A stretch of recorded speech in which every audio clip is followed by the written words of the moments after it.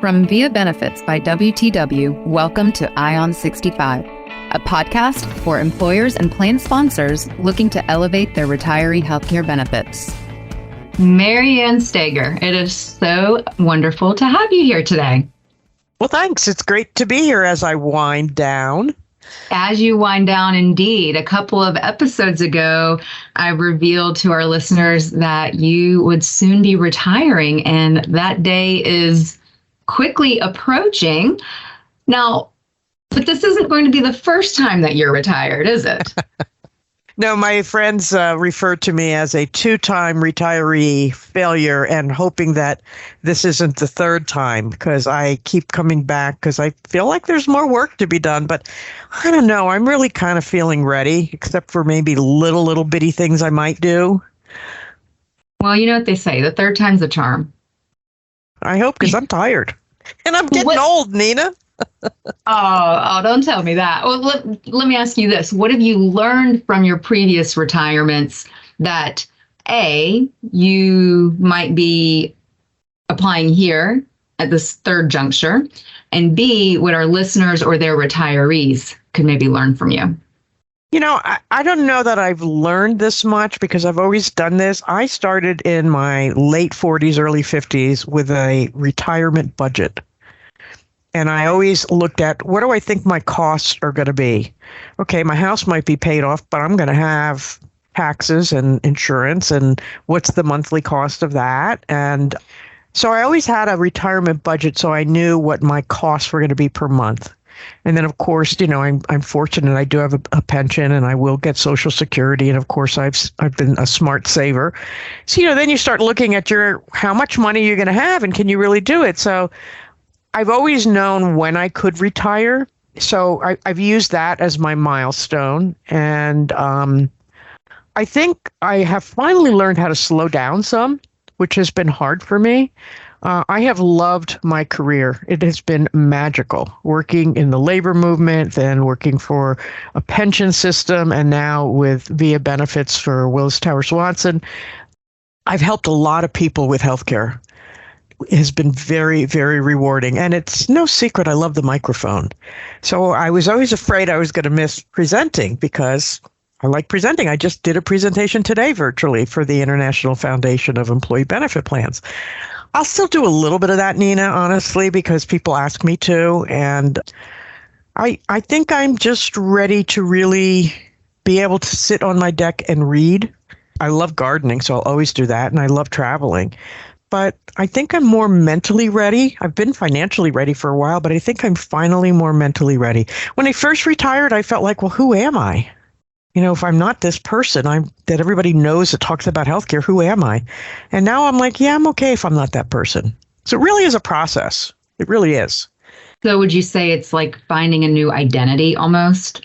Yeah, and being comfortable with not being the expert in your field or advocating for people, or I don't know.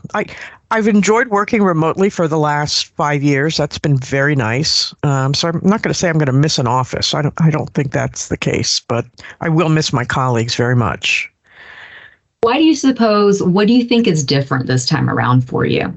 I'm older. Is that really, though, the pure and simple of it? You know, when I retired at 55, you know, I was tired and I was ready for a break, but then I was really ready to give more. So that's when I went to work for the pension system. And I loved that job. It was very hard. It was the hardest job I ever had, worked the hardest. I really loved what I was able to do there. And when I left there, I was so done. And I took a year off. But again, I struggled with who am I? You know, and I felt like I had more to give. And little by little, people would ask me to do something. And the next thing you know, I'm working again. But I think I'm just mentally finally at that place where seeing me retired, most of my friends are retired, by the way, and they go off to the movies during the day and I'm here working and I'm jealous. When I've talked to our member retirees, one of the recurring things that I hear all the time is, I'm busier now in retirement than I was when I was working. And I'm looking at you, I'm seeing you on video screen for our listeners who can't see you, and you're kind of nodding and chuckling. Do you foresee that being the case for you as well? I do. I've got some land that I like to work and prune the trees in the woods, and I know I'll be doing a lot of that. And I do like to help people, so I suspect I'll end up doing that. I could see myself helping people with deciding about Medicare on a free basis, at a center or something. There's a lot of things I want to do. I do want to travel again. I haven't traveled much since COVID, but I'm also really looking forward to some downtime of just reading a book. I'm reading a really good book now, and really just chilling for a while, and not doing a lot at first, but I suspect I'll be busy because I have a very busy social life as it is.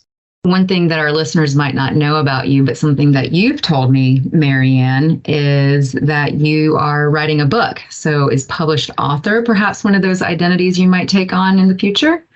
I don't know. I mean, I love writing. For the last 45 years, my writing has been how to write about healthcare. That is a very complex subject in a simple way.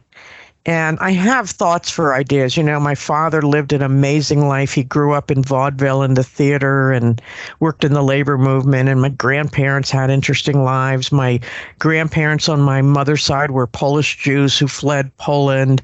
And, there's a lot of richness in those stories. Whether you get published or not, I hope that you'll share any writings that you have with me. I'd love to read it.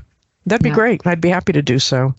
So you mentioned you like to travel, though you haven't been doing much of it recently. Do you have any trips planned, or what's the first place that you intend to visit? I'm going to go to North Carolina to visit friends, and my niece and my great nephew whose wife is pregnant. I'm going for the baby shower. So that will be in May. I do have a speaking engagement in July in Chicago. I want to start going back to France. We love traveling to France, and so that will probably be on it. But we also love New England, and so I know in the fall we'll do a New England trip. We usually rent a cabin with some dear friends, and, we'll see other folks up there that we know too.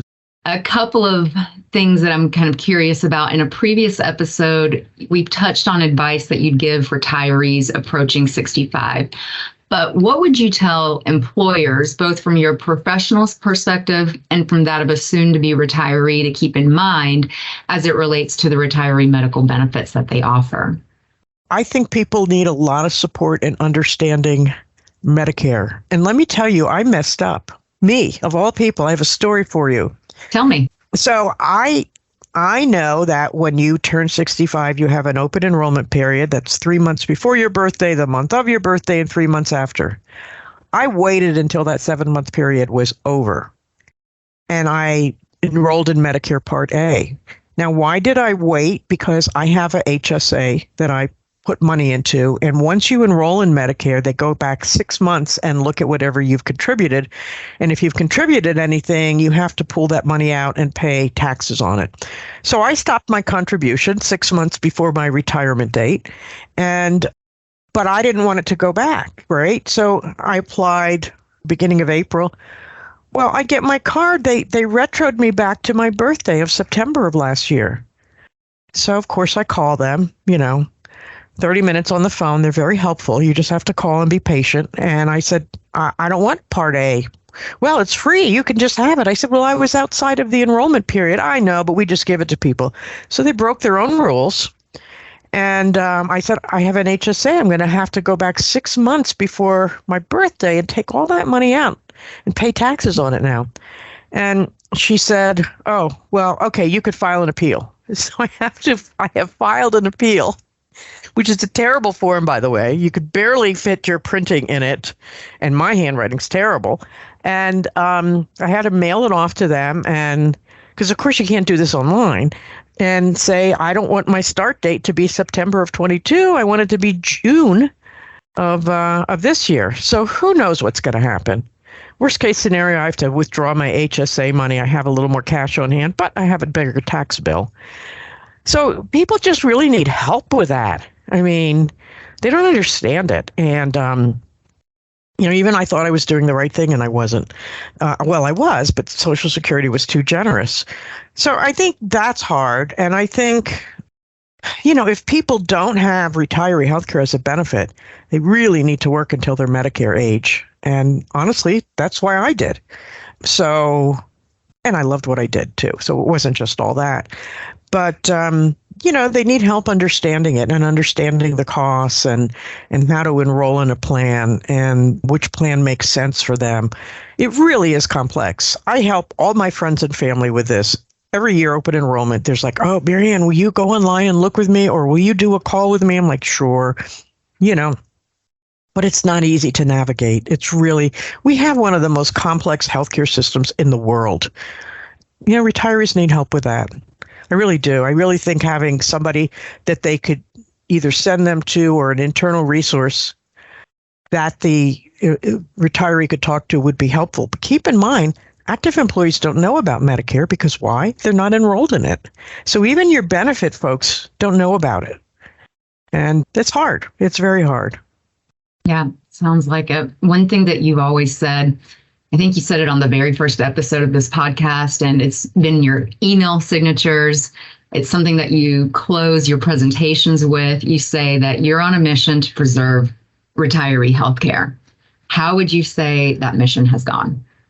It's still a struggle, Nina. I still feel like I'm on that mission. I'll probably always be on that mission. I see employers around the country struggling with providing this benefit. Only 28% of employers do provide it in America. It's higher on the public sector side, like 68%. But even there, people are talking about, they'll use the term, we're going to offload our retirees. And I go, oh, that just sounds awful.